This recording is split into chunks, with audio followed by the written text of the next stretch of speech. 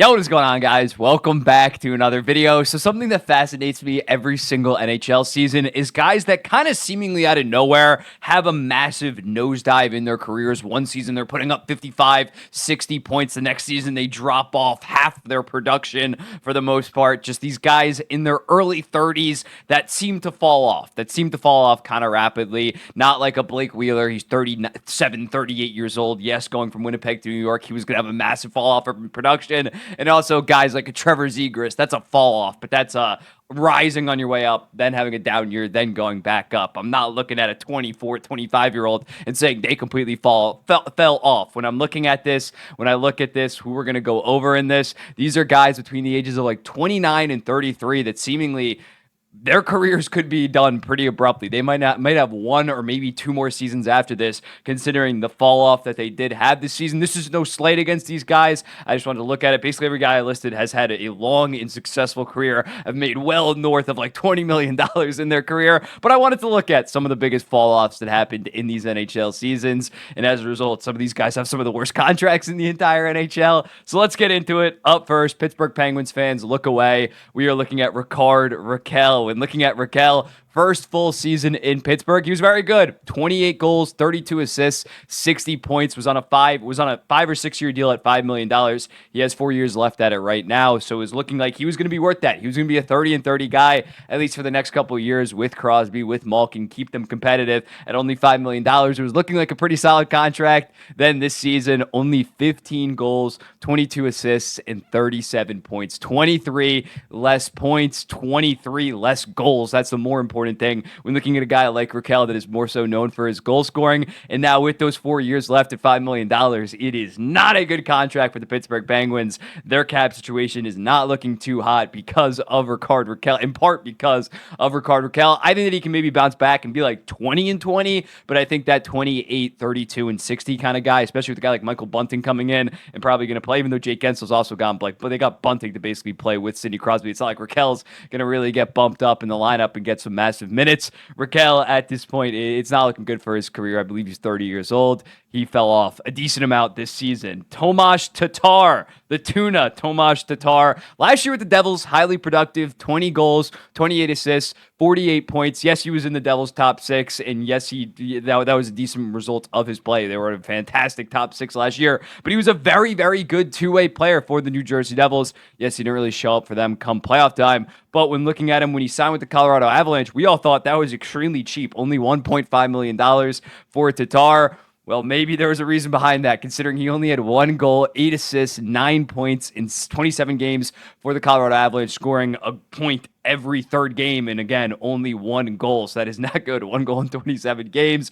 And then on top of that, he gets traded for a 5th-round pick to the Seattle Kraken. A 5th-round pick. If you told me a year ago that Tomas Tatar would be worth the 5th-round pick, I would have said that you're crazy. That didn't really figure it out that much in Seattle. He had higher goal-scoring rates, but still 15 points in 43 games. And especially with a guy like Tatar, he's known for more so of his two-way play. His defensive game also took a pretty decent drop-off this year overall. So when looking at Tatar, I'm sure someone's going to sign him or he's going to re-sign with Seattle. It's probably going to be for like $1 million.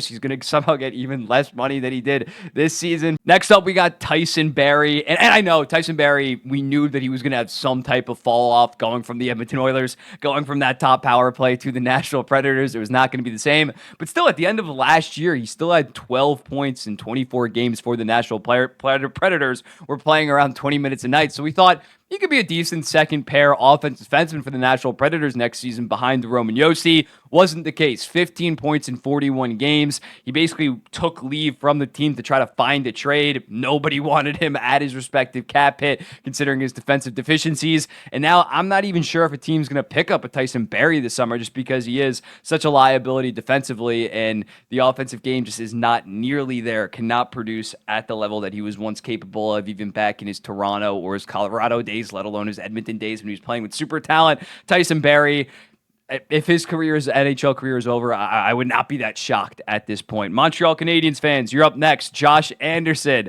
Josh Anderson had kind of fallen off in recent years, but this year it was really bad. He still had 21 goals last season. This year he had 9 goals, 11 assists, 20 points in 70 games, so around 0.26 points per game for Josh Anderson this season, shooting 6.4%. I think there was like a stretch where he had like 1 goal in 37 games or something ridiculous like that, as well as having some of the worst defensive numbers in the entire NHL. Montreal Canadiens fans have been trying to trade this guy for a first and prospects for the past 3 years. I think this year was the year that they finally realized that even in their delusion that is absolute bullshit. And Josh Anderson at this point is one of the worst contracts in the entire NHL and just not that good of a player. In prior years, the goals were still there. Yes, there were defensive deficiencies, but if he's giving you 20 goals, you can kind of live with that. Maybe not the cap hit that they're playing, but he still was a solid player. This year, fourth line production as well as being horrid defensively. Josh Anderson is looking like one of the worst in terms of like next season at the cap hit, respective cap hit. It might be one of the worst deals in the entire NHL.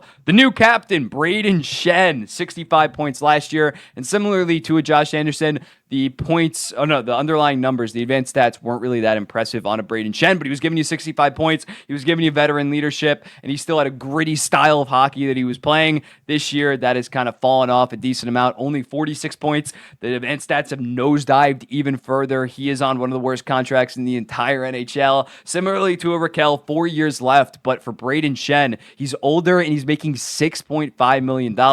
So for Brayden Schenn, he's basically just like a third-line center at this point for the St. Louis Blues. It's really disappointing considering he is your center. Now, thankfully, St. Louis isn't trying to be like that competitive. If not, they would have made him center and then probably would be looking to like trade him or buy him out relatively soon. That would be not be a good look for your franchise, but I think they're probably just going to let his deal play out, and I wouldn't be surprised if next year he's 40 points, then he's 32, then he's all that. Brayden Schenn, unfortunately, he's definitely going to keep playing hockey just because he's making so much money. But if he only had a year or two left on his contract, I could see him maybe hanging it up at the end of that deal in 4 years. I'd be surprised if he was still playing in the NHL after that contract. Jason Zucker. When looking at Jason Zucker, last year, a very good goal scorer with the Pittsburgh Penguins. We already talked about one Pittsburgh Penguin last year. Jason Zucker had 27 goals, 21 assists for 48 points.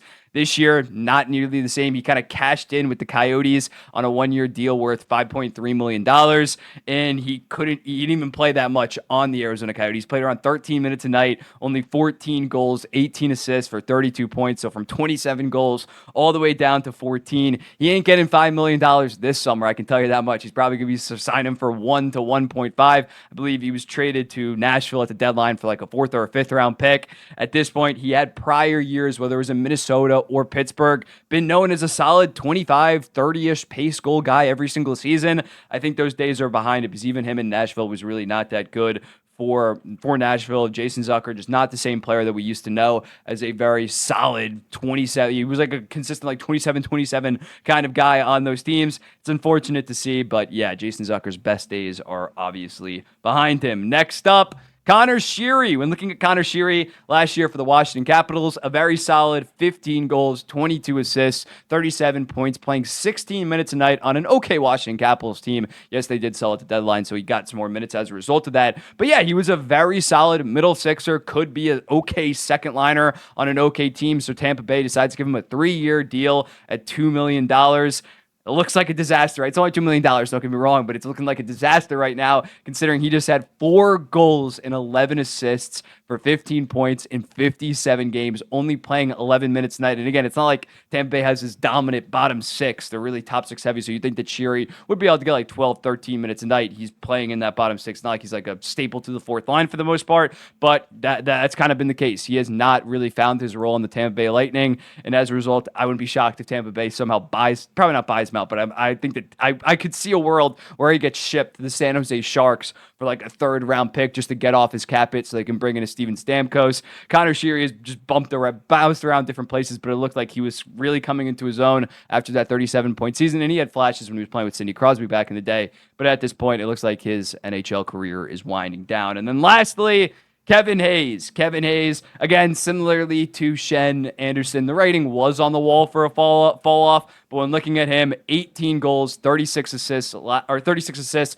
for 54 points last year. Again, doesn't play a lot of defense, but the offense was still there. He was still giving you 54 points. So the St. Louis Blues decided to take a chance on him at half retained. I believe they gave up like a 6th-round pick only at $3.5 million for the next 2 years. This year just stinks it up. 13 goals, 16 assists for 29 points, almost half his production. And now at this point, even at 3.5, it is an aggressively bad deal for the St. Louis Blues. I think they're just going to be stuck with him. I don't think they're going to end up moving off him. But Kevin Hayes, unfortunately, has gone from one of the better, not better in the entire NHL, but a very good top 6, second line, 55 to 60 point guy. I think he peaked at like 65, 70 points to now genuinely not having a role in the modern NHL as he gets slower and overall less skilled. So yeah, here are my guys, Rakell, Tatar, Barrie, Anderson, Schenn, Zucker, Sheary, and Hayes. Let me know in the comments, what do you think about this list? Who are some other guys who you think fell off? There's plenty of other guys.